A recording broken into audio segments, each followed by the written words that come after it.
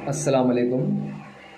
मैं डॉक्टर सुल्तान बोलना ये चाह रहा था कि केसेस बहुत तेज़ी से बढ़ रहे हैं, पैंडमिक फायर में है, केसेस आसमान को छू रहे हैं। अभी तक तो थोड़े लोग ऐसे हैं कि आंख मूंझ कर है कि वो लोग को कोविड है कि अभी तक समझ में ही नहीं आया, अभी तक लापरवाह होके बैठे हुए हैं। बहुत लोग तो ऐसा बोल रहे हैं कि भाई साहब ये तो कुछ है ही नहीं, भाई हकीकी बीमारी है। अगर कोविड के पास यानी कोविड को सही समझना है, जांचना है, तो जिसको कोविड है हुआ है उसको बोलो। क्यों बोले तो वो ऑलरेडी मज़ा चके हुआ है, उसको पता है वाकई में है क्या कोविड। आँख मुझ कर मत रहो वरना अपनी जान खो बैठोगे। बहुत लोग लापरवाह है। अरे भाई हुआ को देखा जाएगा, जब होगा तब पता चलेगा। बहुत लोग ऐसे तो मैं बहुत लोग को देखा कि जब हुआ वक्त देखा जाएगा, वो ये कहने वालों को बहुत देखा मैं।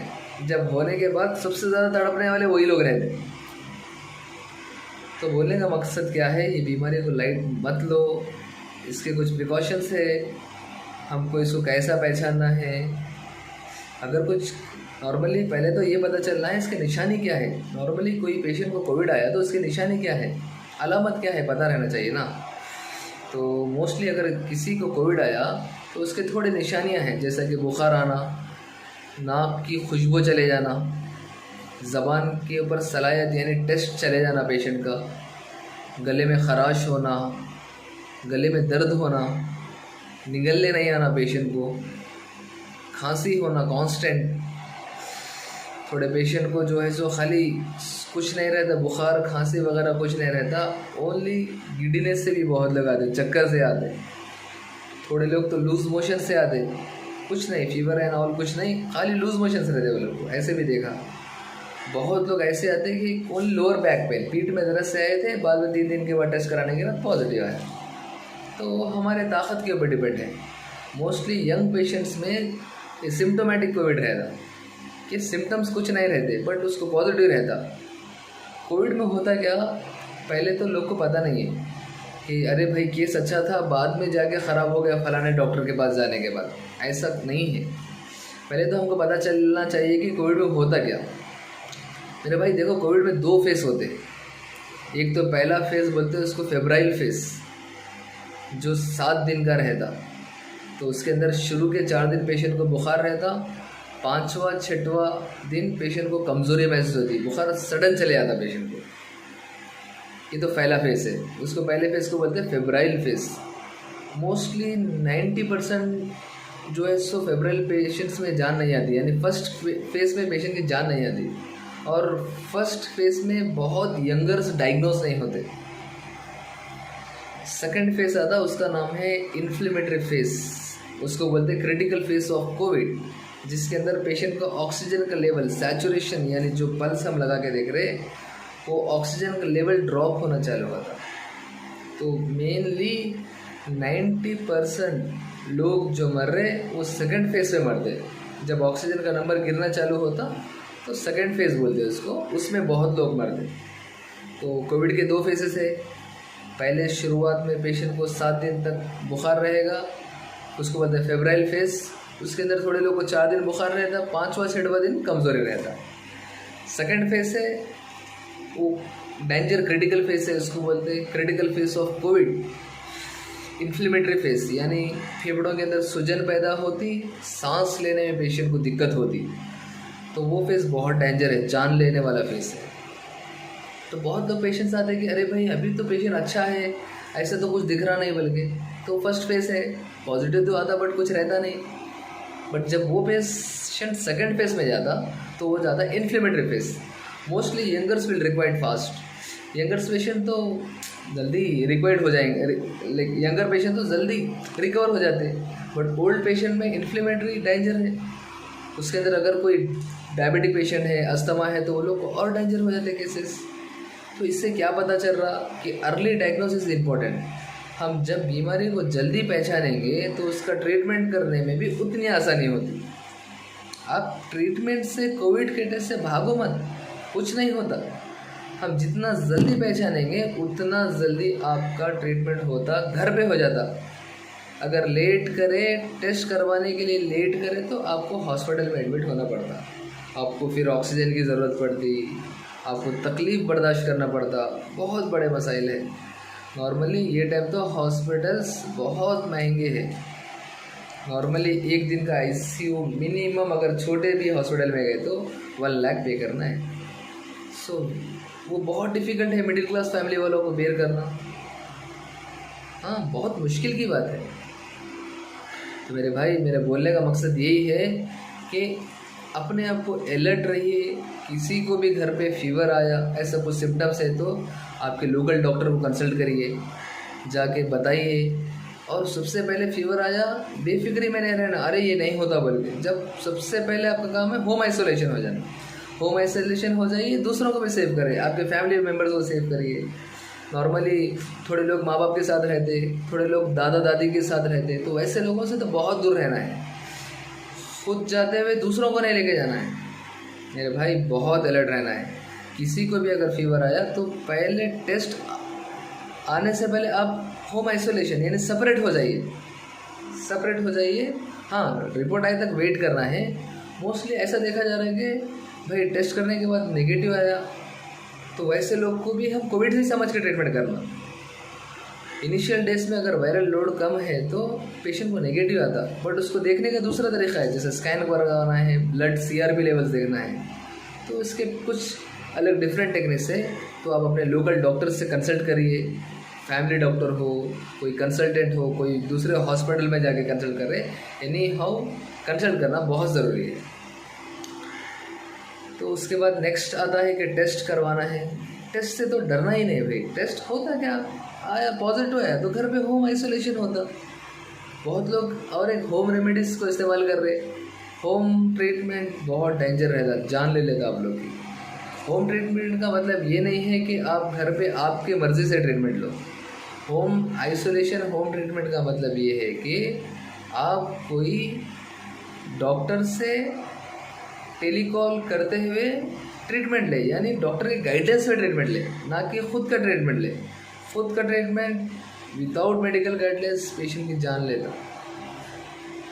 तो मेरे भाई, मेरा बोलने का मकसद ये है कि अपने आप को कभी भी लापरवाह मत रहिए, कि बेफिक्र में मत रहिए, कि जल्द से जल्द जांच कराओ, टेस्ट कराओ, अगर पॉजिटिव है तो घर पे आइसोलेशन हो जाओ, ट्रीटमेंट कर लो, बस बोलने का मकसद एक ही।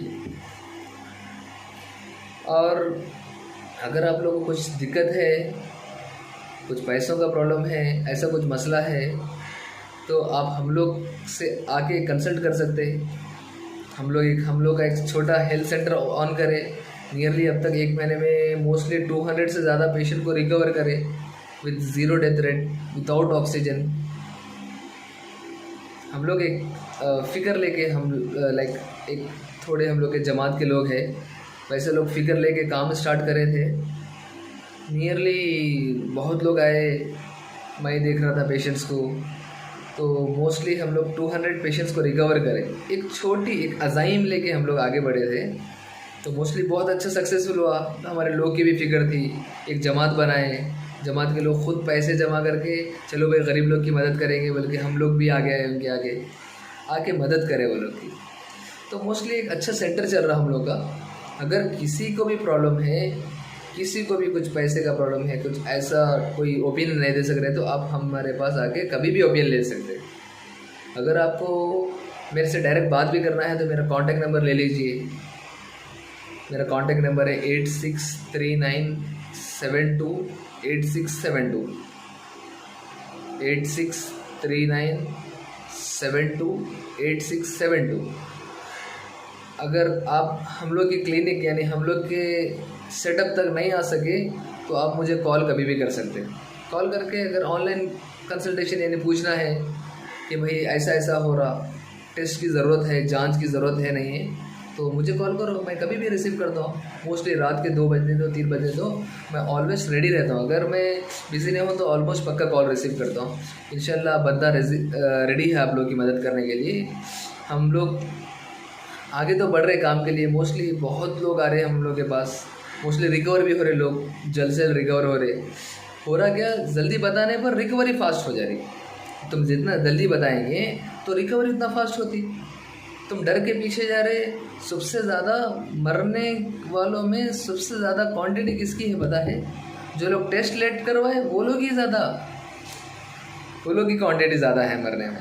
हाँ वो बात अलग है कि थोड़े लोग एज रिलेटेड डायबिटिक, वो बात अलग है, but mostly cause of death is late, यानी लेट डायग्नोसिस, यानी उसको पहचानने में लेट हो गए।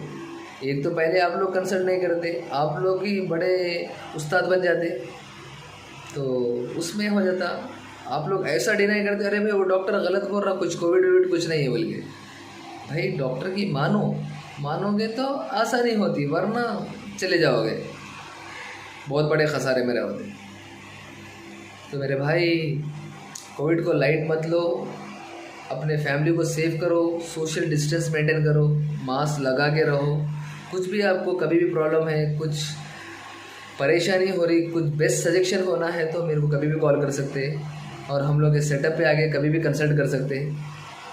मोस्टली मेरी टाइमिंग है मॉर्निंग 10 to 1 o'clock, तो वो टाइम पे आके डायरेक्ट आप रब्ता कर सकते हैं। कुछ सजेशन लेना है कि कुछ केस समझ में नहीं आ रहा, कहीं पर बेड अरेंजमेंट कराना है, तो भी आप मेरे से आके मिल सकते। और मेरे भाई आइसोलेशन कैसा करना है, उसका तरीक़ा कैसा है, वो सब आप मेरे से मिलकर पता कर सकते हैं।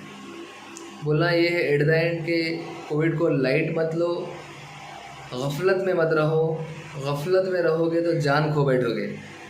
मेरे भाई बहुत शार्प रहना है, ख़ुद को भी शार्प रखना है और हमारी फैमिली के सब लोग को शार्प रखना है। बेफिक्र मौत की निशानी, बेफिक्री की वजह से मौत की, हाँ भाई मौत तो अल्लाह देना है, बरहक सबको मौत है, बट एहतियाती तो करना है ना, एहतियाती करना है। आप लोग भी घर के ज़िम्मेदार हैं, एहतियाती करना बहुत ज़रूरी है। ओके मेरे भाई, दुआ की गुजारिश, कुछ भी अगर मसला है, कभी भी कुछ प्रॉब्लम है, बेझिझक आप मेरे नंबर पे कॉल कर सकते कभी भी। हाँ मैं अगर बिज़ी हूँ तो फ़ोन उठाने में दिक्कत हो सकती, बट इंशाल्लाह अगर मैं टाइम मिलने के बाद आपको कॉल बैक करूँगा। कुछ भी मसला है, हेल्प होना है, दवाई होना है, तो ये नंबर पे कॉल कर सकते। इमरजेंसी हेल्पिंग सेंटर सफदर नगर, इमरजेंसी हेल्पिंग सेंटर सफदर नगर बोराबंडा, ये हम लोग का एड्रेस है। इमरजेंसी हेल्पिंग सेंटर सफदर नगर बोराबंडा। मेरा कॉन्टैक्ट नंबर है 8639728672। अगर मैं कभी ड्यूटी पे बिज़ी भी रहा तो मेरी टीम वहाँ पर रहती, वो लोग आपसे रब्ता करेंगे, फिर वो मेरे से कॉल करा के कुछ हेल्प करना है तो आपको मदद करेंगे। मोस्टली कंसल्टेशन तो हम लोग की तरफ से फ्री है, आप लोग की मदद के लिए कंसल्टेशन फ्री है। अगर कोई लोग दवाई नहीं ले सकते, गरीब लोग हैं, तो वो लोग हमारे टीम के लोग डिसाइड करते हैं वो लोग को कैसा हेल्प करना है एंड ऑल। तो अल्लाह से दुआ है, अल्लाह तमाम उम्मत मुस्लिमा को इस बड़ी वबा से बचाए, तमाम को सेहत अता फरमाए। अल्लाह बेशक बड़ी बुज़ुर्गी वाला है, तो अल्लाह से दुआ है कि जो लोग हॉस्पिटल में हैं, परेशान हैं, उन लोगों को जल्दी रिकवरी हो। तो मेरे भाई नमाज की भी अदायगी बहुत ज़रूरी है। अल्लाह तो बेशक इंतज़ार में है कि अल्लाह, हाँ भाई अल्लाह नाराज़ है हमसे, बट अल्लाह को मनाने में टाइम नहीं लगता। हाँ वो अभी भी इंतज़ार में है। तो मोस्टली नमाज का एहतराम करिए भाई, नमाज बहुत ज़रूरी है। ओके चलो भाई, टेक केयर, दुआ की गुजारिश।